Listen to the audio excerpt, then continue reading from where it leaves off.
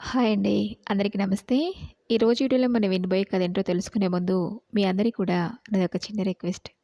కొత్తగా మన ఛానల్ చూసిన వాళ్ళు తప్పకుండా ఒక లైక్ చేసి మీ ఫ్రెండ్స్‌కి, ఫ్యామిలీ మెంబర్స్‌కి షేర్ చేయండి. అలాగే ఇలాంటి ఎన్నో మంచి మంచి కథలు వినాలనుకుంటే ఛానల్‌ని వెంటనే సబ్స్క్రైబ్ చేసుకొని పక్కన ఉన్న బెల్ ఐకాన్ని క్లిక్ చేయండి. మరి ఇప్పుడు లేట్ చేయకుండా కథలోకి వెళ్ళిపోదాం. అమ్మాయి గారు, బామ్మగారు మిమ్మల్ని లగెత్తుకు రమ్మంటున్నారు. పట్నం నుంచి అల్లుడు గారు వచ్చారని పరిగెత్తుకుంటూ వచ్చి చెప్పాడు వెంకన్న. ఊరి మధ్యగా ఉన్న చెరువు పక్క శివాలయంలో దట్టంగా పెరిగిన పచ్చగన్నేరు చెట్ల మధ్య ఉన్న ఖాళీ స్థలంలో కళ్ళకు గంతలు కట్టి దాగుడు మూతలాడుతూ ఒక్కసారి కూడా దొంగ కాకుండా చాకచక్యంగా తప్పించుకుంటున్న సుమిత్రని దొంగ చేరని పట్టుదలగా ఉన్న వసంత వెంకన్న మాటలు వినిపించడంతో ఆగి నిలబడిపోయి కళ్ళకున్న గుడ్డని విప్పేసుకుంది. ఏమిటేమిటి? ఆ అమ్మాయిల బృందమంతా వెంకన్న చుట్టూ మోగింది. పట్నం నుంచి అల్లుడు వచ్చారా? ఓహో, నేను పెళ్ళిలో కూడా చూడలేదు. పదండే రాదా చూద్దాం అంది విమల. ఎన్ని రోజులు ఉంటారో పాపం. వసంతకి ఇక బందికాన. వాళ్ళ బామ్మ చచ్చినా బయటకు రానేదు అంది లక్ష్మి. వాళ్ళ బామ్మ అంటున్నావు? ముందు అసలు అది వస్తుందా ఏమిటి? ఆయన గాని వదిలి మనల్ని కనీసం కన్నెత్తి కూడా చూడదు. వసంత వైపు వెక్కిరింపుగా చూస్తూ అంది సీత. ఏడ్చావు అంది వసంత. నవ్వు తెచ్చిపెట్టుకుంటూ క్షణం క్రితం బంగారు రంగులో మెరుస్తున్న వసంత మొహం ఈ వార్త వినగానే ఎర్ర కలవలా అయిపోయింది. వేగి రండి మరి. మామగారు ఇప్పటికే కోపం చేస్తున్నారు. మీరు సుమిత్ర అమ్మగారి ఇంటికి వెళ్తున్నారని చెప్పారట కదా.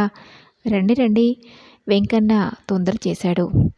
అట్లా చూస్తావే, నిలువు గుట్లేసుకొని పద, నన్ను రేపు దొంగ చేతు కానీలే నవ్వుతూ అంది సుమిత్ర. అందరూ కదిలి గుంపుగా ఇంటి వైపు బయలుదేరారు. అల్లుడు గారు ఈది వరండాలో కూర్చున్నారు. దొడ్లో నుంచి పదండి. వెనక నుంచి వస్తున్న వెంకన్న వీధి గుంపులో నుంచి రావడానికి వస్తున్నవారిని హెచ్చరించాడు. పోయ్, మాకేమిటి భయం, మేము ఇటే వస్తాం. విమల ధైర్యంగా దారి తీసింది.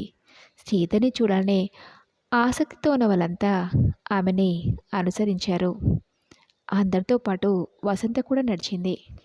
వరండాలో పరందామయ్య గారి పక్కనున్న వాల కుర్చీలో వెనక్కి వాలి పడుకుని ఉన్నాడు శ్రీధర్. గాజుల కరకరలతో, కిలకిల నవ్వులతో, సన్నటి గుసగుసలతో లోపలికి వస్తున్న అమ్మాయిని చూసి అందులో మధ్యగా ఉన్న వసంతని గుర్తుపట్టి అతను తనకు తెలియకుండానే ఆసక్తితో లేచి కూర్చున్నాడు.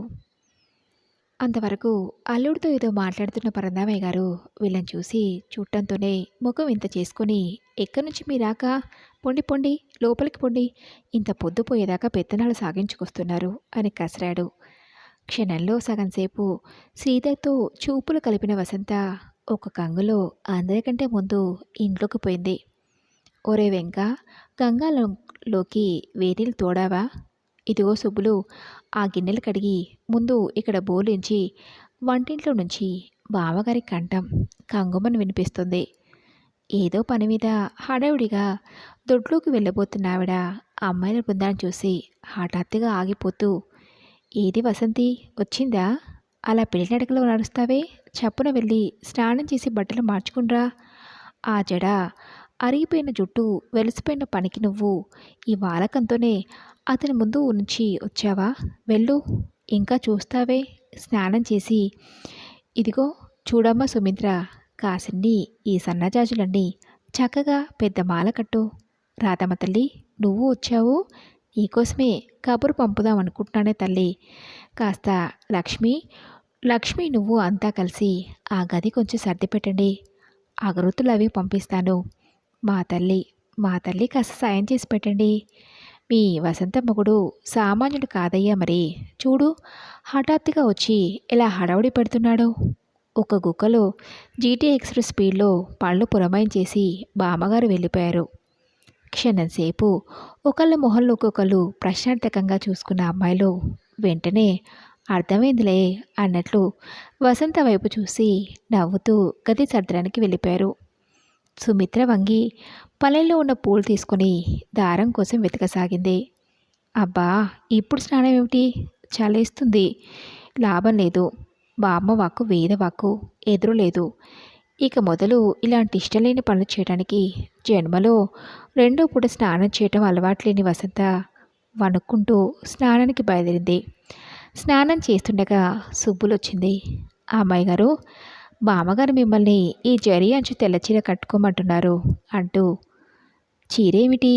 నాకు ఆ చీరతో నిద్ర పట్టదు, నాకొద్దు అంది వసంత. వేడి వేడి నీళ్ళు స్నానం చేసినా గడగడ వణుకుతూ. ఏమో, నాకేం తెలుసు, అల్లుడు గారికి పరికి నీళ్ళు నచ్చవట. సుబ్బులు ఏదో చెప్పబోతుండగానే వసంత గబాలన చీర జాకెట్టు లాక్కుంది. వసంత స్నానం చేసి బట్టలు వేసుకుని వచ్చేసరికి సుమిత్ర పూలమాల కట్టడం పూర్తయింది. వంటింట్లో దేనిలో పోపు పెడుతున్న బామ్మగారు అంటున్నారు. ఏమోనమ్మా, కావాలని చేసుకున్నాడు, అతనిష్టం. ఎంతైనా చదువుకున్నవాడు. నాకైతే ఇష్టం లేదు. ఏం చేస్తాను చెప్పు. ఆ 3 మూలు పడినంత వరకే మన పెత్తనం అనుకో. అవునులేండి. ఇదిగో వసంత వచ్చిందా? స్నానం అయిందా? ఇంత బాగున్నావా చీరలో? చూడండి బామ్మగారు, మీరు వసంత చేత ఇహ పలికినే పమిట మానిపించాలి. దువ్వెన తీసుకురా, జడ వేస్తాను అంది సుమిత్ర. తెల్లటి చీరలో కొత్త అందాలు కల్పించుకుంటున్న వసంతని రెప్ప వాల్చకుండా చూస్తూ సుమిత్ర జడ వేస్తుండగా లక్ష్మి, అయిందండి, అంతా చేసేసాం అంటూ విమల వచ్చారు. అయిందా? సరే, ఇదిగో రేపు మీరంతా భోజనాలకి ఇక్కడికి రావాలి. ఏ తెలిసిందా? ఎల్లుండి వసంతని అతను తీసుకెళ్ళిపోతానంటున్నాడు. పాయసం కోసం జీడిపప్పు వేయిస్తూ యువతలకు అంటున్న బామ్మగారిని చురుగ్గా చూసింది వసంత. అమ్మో, వెళ్ళిపోవడమా? అతనితో ఒక్కతనే బామ్మ రాకుండా తను ఎలా వెళ్తుంది? బామ్మ లేకపోతే తనకొక రాత్రి నిద్ర పడుతుందా? ఒక క్షణం తోస్తుందా? ఏవో ఆలోచిస్తున్న వసంత దగ్గరగా చేరారు విమల వాళ్ళు. ఇదిగో చూడు వసంత, ఆ అతని జుట్టంతా వంకిలు వంకిలని. నేను లేదు, కాదు, సాఫీగా మెత్తగా ఉండే జుట్టని లక్ష్మి అంటుంది. ఏదేంది రేపు నువ్వు చెప్పాలి. మేమిద్దరం పందెం వేసుకున్నాం. పో, అన్నీ విధ మాటలు. నాకేం తెలుస్తుంది? నువ్వే వెళ్ళి చూడు. నీకు కళ్ళు లేవా? వాళ్ళని తోసిస్తూ అంది వసంత కోపంతో. చిచి, తను ఎలా చూస్తుంది? వీళ్ళకి బుద్ధి లేదనుకుంది. ఊరుకోండే, అది అసలే సిగ్గుపడుతుంటే రేపు నువ్వు అడకపోయినా చెప్తుంది. ఈరోజు మాట్లాడకు అంది సుమిత్ర నవ్వుతూ. బారుగా ఉన్న వసంత జడ్ని సరిచేసి పెద్ద పూల చెట్టును పెడుతూ. సరే, మరి రేపు వస్తాం, వెళ్తాం మరి నువ్వు అన్నారు వాళ్ళు సుమిత్రను చూస్తూ. ఎవరు? సుమిత్ర, నేను ఇంటికి కబురు పంపాను. ఈ పూట భోజనాలు అయ్యేదాకా ఇక్కడే ఉంటుంది. లోపల నుంచి బామ్మగారు జవాబిచ్చారు. కొంతసేపు అయిన తర్వాత సుమిత్ర తప్ప అంతా వెళ్ళిపోయారు. వాళ్ళు భోజనానికి వస్తున్నారు. నువ్వు అటు కుడివైపు వరండాలోకి వెళ్ళు అంది సుమిత్ర. చాలాసేపు అయిన తర్వాత గోడవారగా ఉన్న పీట మీద మోకాల మీద గడ్డం వాంచుకొని బొమ్మలా కూర్చున్న వసంతను ఉద్దేశించి. వసంత లేచి నిశ్శబ్దంగా వరండాలోకి వచ్చేసింది. ఆ రావటంలో ముందు వైపున్న వరండాల నుంచి తండ్రి కంఠం, దాంతోపాటు మందర స్థాయిలో మృదు గంభీరంగా ఉన్న మరో కంఠం వినిపించాయి. వరండాలోకి వచ్చిన వసంత అక్కడ కూర్చోటానికి ఏమీ లేకపోవడంతో స్తంభాన్ని ఆనుకుని నిలబడింది. వెన్నెల బాగా వచ్చేసింది. దూరంగా కనిపిస్తున్న గొడ్లపాకలో ఉన్న ఆవులు గేదెలు పడుకుని చక్కగా నెవరు వేస్తున్నాయి. హాయిగా. వాటికి ఏం దిగులు లేదు. పుట్టిన చోటనే ఉంటాయి. అత్తవారింటికి వెళ్ళటం, కొత్త వాళ్ళ మధ్య తిరగటం అంటూ ఉండదు అని ఆలోచిస్తున్న వసంత చూపులు తెల్లగా పెరుస్తున్న తన చీర మీద పడ్డాయి. చీర అంచు చేత్తో పట్టి చూసుకుంటూ, ఎంత బాగుంది. ఇప్పుడు కట్టుకుంటే లాభం ఏంటి? పగలు కట్టుకుంటే అందరూ చూస్తారు, ఖరీదు ఎంత అని అడుగుతారు. ఈ చీరలు నువ్వు ఎంత బాగున్నావని మెచ్చుకుంటారు. ఇప్పుడైతే ఏముంటుంది? అనవసరంగా నలిగిపోవటం తప్ప. చీర వంక చూసుకుంటూ ఆలోచిస్తున్న వసంత దగ్గరికి సుబ్బులు వచ్చింది. అదేంటి అమ్మాయి గారు నిలబడ్డారే? ఉండండి, మంచం తెస్తాను. పరిగెత్తుకుంటూ వెళ్ళి ఓ నవార్ మంచం తెచ్చి వరండాలో వేస్తూ, పడుకోండి, కొద్దిసేపు నిద్రపోండి, ఆ తర్వాత నిద్రే ఉండదు అంది. వసంత మంచం మీద కూర్చుంది. వెళ్ళబోతున్న సుబ్బులాగి వంగి ఏదో రహస్యం చెప్తున్నట్లుగా మొహం పెట్టి, అమ్మాయి గారు, అల్లుడు గారికి సన్నజాజులంటే మా ఇష్టమట. ఇందాక నేను మీకోసం అవి కోసి తెస్తుంటే ఏవి అని తీసుకొని జేబులో వేసుకున్నారు. మీకిస్తారు గాను. అంతవరకు ఆసక్తిగా వింటున్న వసంత చివరి మాట వింటూనే ఛ అని చెయ్యెత్తి కొట్టడానికి లేవటంతో సుబ్బులు నవ్వుతూ పారిపోయింది. అందరికీ ఒకటే వేళాకోళం అయిపోయిందనుకుంటూ ముడుచుకున్న మొహంతో మంచం మీద వాలి పడుకుంది వసంత. సాయంత్రం అంతా పరిగెత్తి ఆటలాడంతో వేడివేడి నీళ్ళు స్నానం చేయడంతో తెల్లటి మెత్తటి బట్టలో ఉన్న వసంతకి చూస్తుండగానే నిద్ర వచ్చేసింది. అలా ఎంతసేపు పడుకుందో తనకే తెలీదు. ఇంతలో సుమిత్ర వచ్చి బాగా తట్టి లేపింది. చిచి, అదేమిటి పసిపిల్లలా అలా పడుకున్నావు? పూలన్నీ నగిలిపోవడంలా? లే, అన్నం తిందు గాని.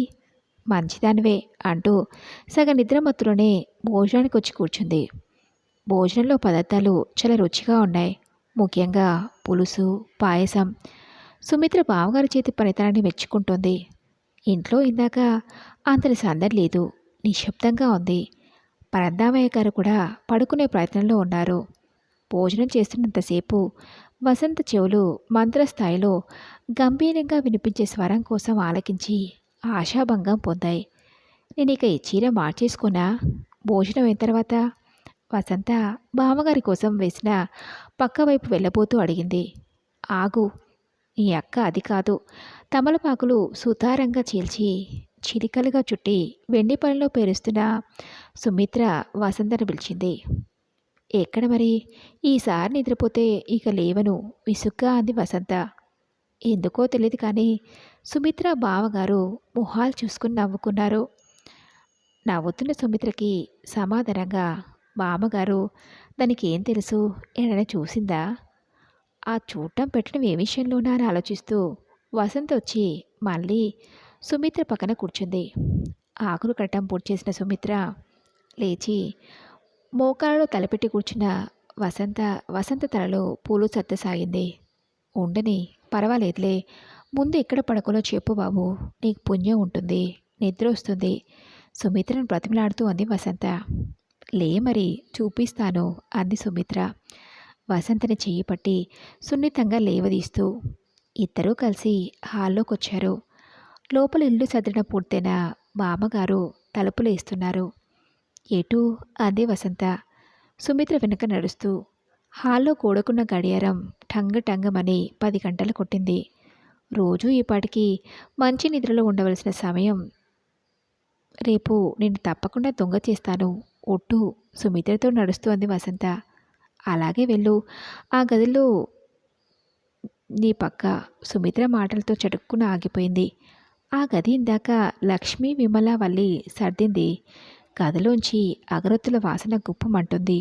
హూ, వెళ్ళు అన్న సుమిత్ర మాటలతో గుమ్మం బయట నుంచే లోపలికి తొంగి చూసింది వసంత.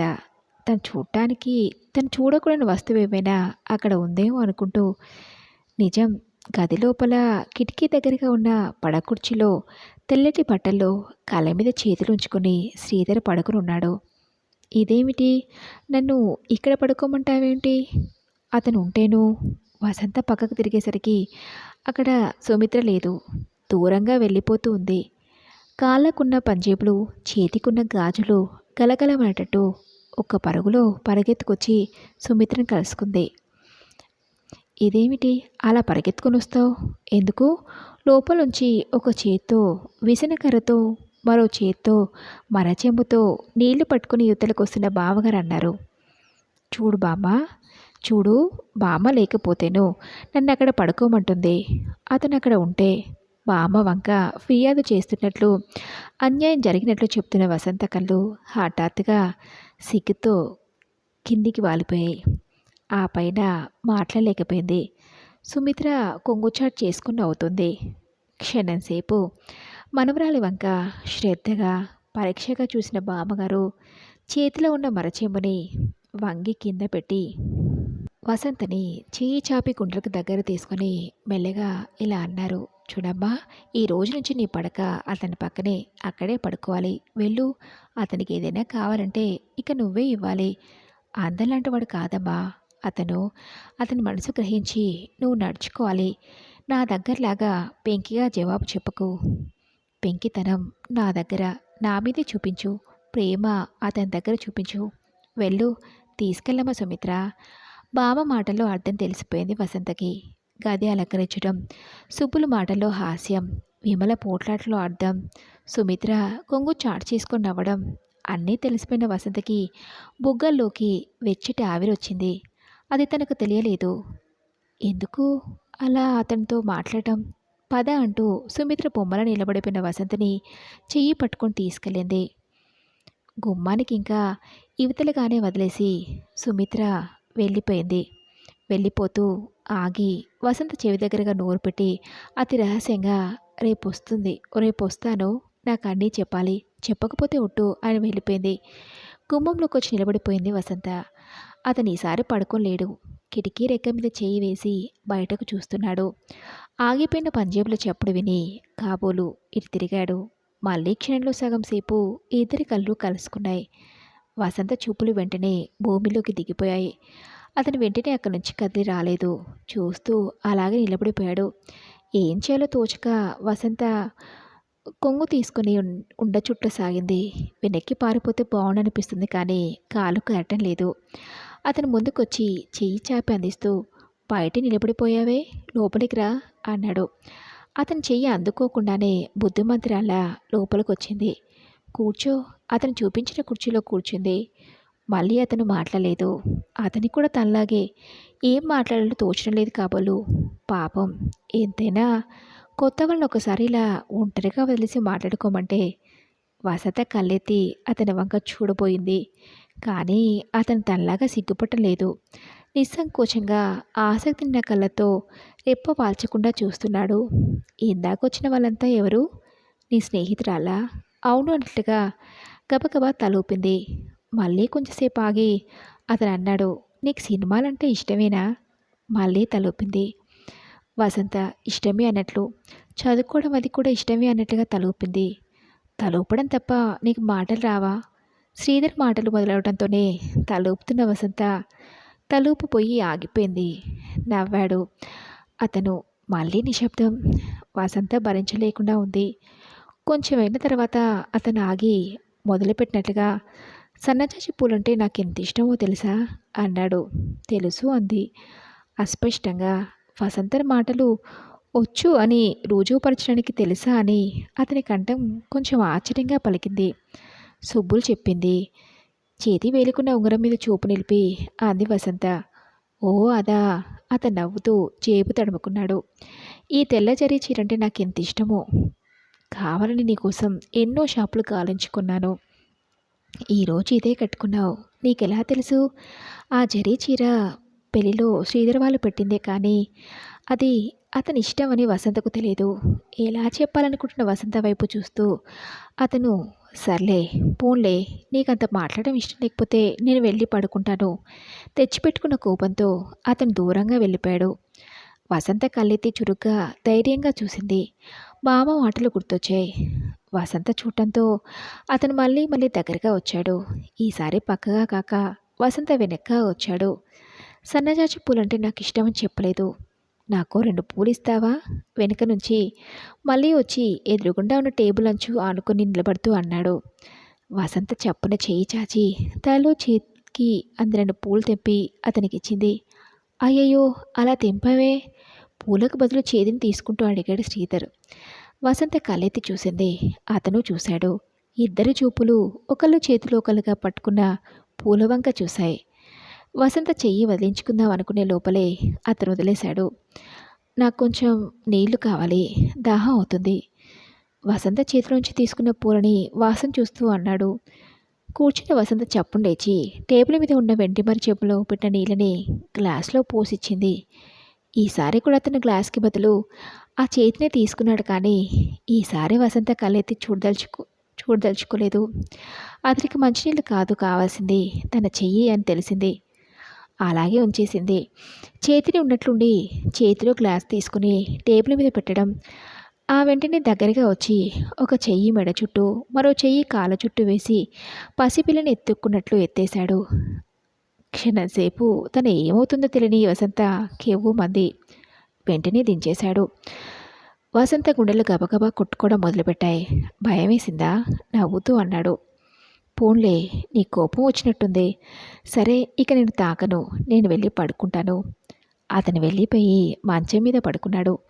పడుకుని తల తిప్పి చూస్తూ, ఆఖరిది అడుగుతున్నాను. తమలపాకులు వేసుకోలేదు. నువ్విస్తే వేసుకుని ఇది వసంత ఇచ్చిందనుకుని తింటూ నిద్రపోతాను అన్నాడు. ఇంకా దడదడ కొట్టుకుంటున్న గుండెలతో ఉన్న వసంత అతని స్పర్శ ఒళ్ళంతా కదులుతున్న అనుభూతి పొందుతూ సన్నగా చిరు చెమటలు పట్టిన చెయ్యి చాచి వేళ్లతో సుమిత్ర కట్టిపెట్టిన ఆకులు తీసుకొచ్చిచ్చింది.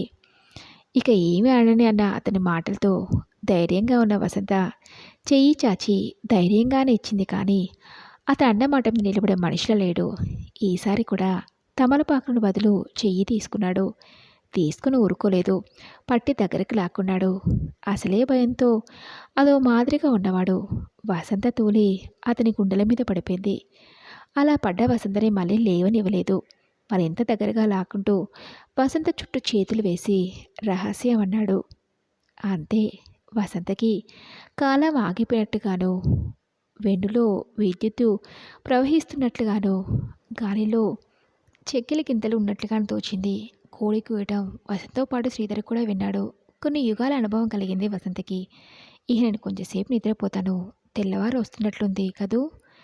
చీరే పూలతో పాటు తను నగిలిపోయిన అలసిపోయినట్లుగా ఉన్న వసంతని మరోసారి గుండెల దగ్గరగా లాక్కొని కళ్ళలోకి చూస్తూ అడిగాడు శ్రీధర్. అలసిపోయిన వసంత కళ్ళు ఏదో తెలియని ఒక అపూర్వమైన కాంతితో మెలమెలా మెరుస్తున్నాయి. అంది వసంత అందంగా. వంపులు తిరిగిన అతని పెదవులు తీర్చిదిద్దినట్లు కనుబొమ్మలు, ఎన్నో విషయాలు తెలుసుననే గర్వంతో తునకిసలాడుతున్న కళ్ళు అన్నీ ఒక్కొక్కటిగా పరీక్షగా చూస్తూ, నిజం, విమల చెప్పింది కరెక్టే. అతని జుట్టు చాలా నొక్కులుగా ఉంది. అంత అందమైన జుట్టు చాలా కొద్ది మందికి ఉంటుంది. ఇన్ని అందమైన విషయాలున్న చోట చాలా ఆకర్షణీయంగా ఉన్నది లాలనతో కూడిన అతని చిరునవ్వు. ఏమిటి అలా చూస్తున్నావు అన్నాడు శ్రీధర్ తన వైపు మొదటిసారిగా నిస్సంకోచంగా చూస్తున్న భార్యని. ఏం లేదు, నేను వెళ్తాను అంది వసంత. ఇన్ని రోజులు ఇతను తెలియకుండా నేను ఎలా ఉండగలిగాను అనుకుంటూ, సరే పద. వసంతని సాగనంపడానికి అతను గుమ్మం దాకా వచ్చాడు. వెళ్తున్నావా అన్న అతని ప్రశ్నకు జవాబుగా గుమ్మం దాటబోతున్న వసంత ఆగి భుజం మీదుగా మెడ తిప్పి చూసింది. శ్రీధర్ వెంటనే చేతులు చాచి వసంతని లోపలికి లాక్కున్నాడు. అలా 3 సార్లు జరిగింది. 4వసారి మంచం మీద పడుకుని కళ్ళు మూసుకుంటూ, నువ్వు వెళ్ళటం నేను చూడలేను, వెళ్ళు అన్నాడు. గుమ్మం దాకా వచ్చి వసంత ఆగి వెనక్కి తిరిగి చూసింది. అతను తల తిప్పి కళ్ళు చూస్తున్నాడు కానీ లేచి రాలేదు. నవ్వింది. నవ్వకు, వెళ్ళు అన్నాడు. అతను నవ్వి కళ్ళు మూసుకుంటూ మంచం మీద అప్పుడప్పుడే మెలకు వస్తున్న బావగారు అటూ ఇటూ కదులుతూ ఎవరు కూర్చున్నట్లుగా తోచి చెయ్యి చాపి వసు అన్నాడు. అంది. బామ్మ, నేనే అంటూ వసంత వంగి బామ్మగారి గుండెల్లో తలదాచుకుంది. నేనే బామ్మ. తనకు తను తెలియకుండానే బావరం అనేసింది. ఏమిటి వసంత, ఎందుకు? పూర్తిగా మెలకువ తెచ్చుకున్న బావగారు కంగారు పడుతూ అడిగారు. నాకేమిటోగా ఉంది అస్పష్టంగా అంది వసంత. క్షణసేపు బావగారు వసంత తల బుగ్గలు నిమురుతూ ఉండిపోయారు. ఆ తర్వాత నెమ్మదిగా, పిచ్చిదానా, ఏమిటోగా ఉండడం ఏమిటి? జీవితంలో మొదటి మజిలీ ప్రతి ఆడపిల్లకి అలాగే అనుకుంటుంది అన్నారు. అయితే అందరికీ అలాగే అనిపిస్తుందన్నమాట. అలాగే అనిపిస్తుందా, లేక తను ఒక్కదానికి? ఏమో మరి. వసంత నెమ్మదిగా బామ్మగారి పక్కన చోటు చేసుకొని పడుకోవడానికి ప్రయత్నిస్తూ, నాకు ఈ అనుభవంలో ఏదో ప్రత్యేకత కనిపిస్తుంది, అందరిలా నేను కాదు అనుకుంది. మరి ఇదండి రోజు కథ. ఈ కథపై మీ విలువైన అభిప్రాయాన్ని నాతో కామెంట్ బాక్స్లో షేర్ చేసుకోండి. అలాగే ఈ కథ మీకు నచ్చింది అనుకుంటున్నాను. నచ్చితే తప్పకుండా ఒక లైక్ చేసి మీ ఫ్రెండ్స్కి, ఫ్యామిలీ మెంబర్స్కి షేర్ చేయండి. అలాగే ఇలాంటి మరెన్నో మంచి మంచి కథలు అనుకుంటే ఛానల్ని వెంటనే సబ్స్క్రైబ్ చేసుకొని పక్కన బెల్ ఐకాన్ని క్లిక్ చేయండి. నెక్స్ట్ వీడియోలో మరొక మంచి కథతో కలుసుకుందాం. Thank you for listening.